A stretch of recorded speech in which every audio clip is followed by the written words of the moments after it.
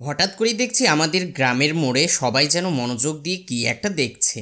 আমিও ভাবলাম যাই দেখি তো সেখানে কি হচ্ছে, এত লোকের ভিড় কেন জমেছে। গিয়ে দেখছি ছোট বড় সবাই মিলে হাঁ করে বসে বসে দেখছে। আমার মনে হলো সব কাজ ফেলে রেখে এইভাবে মনোযোগ দিয়ে যখন দেখছে তখন ইন্টারেস্টিং তো কিছু একটা হচ্ছে।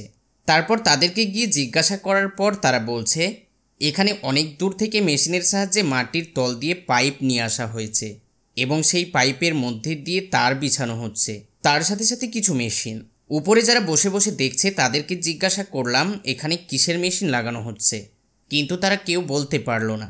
আপনারা হয়তো দেখতেই পাচ্ছেন মোটামুটি এখানে 10 ফিট মতো গর্ত করা হয়েছে এবং সেই গর্তের মধ্যে একটি মেশিন, তার সাথে অনেকগুলো তার ফিটিং করা হচ্ছে।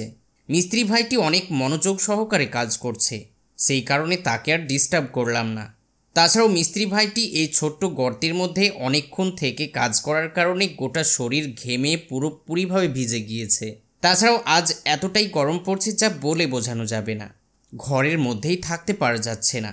কিন্তু এই মিস্ত্রি ভাইটি প্রচণ্ড রোদ মাথায় করে একটি ছোট্ট গর্তের মধ্যে নেমে তার কাজ করছে।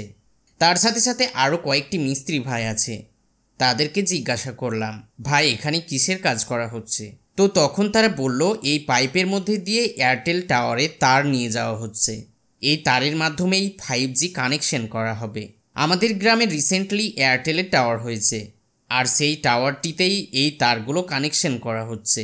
এখানে তারা কয়েকদিন যাবৎ কাজ করছে, কিন্তু আমি জানতে পারিনি তাদের কাজ এই স্টেপেই কমপ্লিট হয়ে যাবে। ফিনিশিং কানেকশন চলছে, প্রায় সমস্ত কাজ তারা কমপ্লিট করে ফেলেছে। এখন দেখে নিচ্ছে ঠিকঠাক আর্থিং হয়েছে কিনা। যে কোনো বাড়িতে আর্থিং করার জন্য কোনো রকম মেশিন ব্যবহার করে আর্থিং চেক করা হয় না।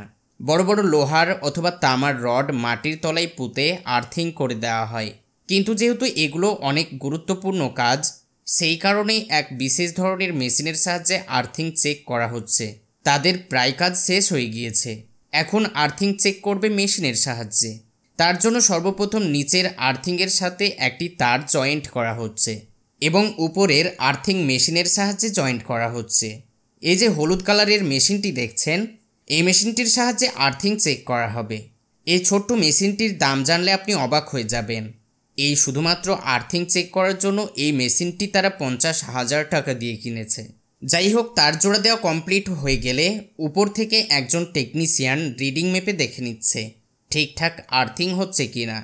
তারপর যখন দেখলো সব কিছু ঠিক আছে, তো তখন তাদের কাজ কমপ্লিট করে ফেললো এবং সেই গর্ত আবারও বন্ধ করে দেওয়া হলো।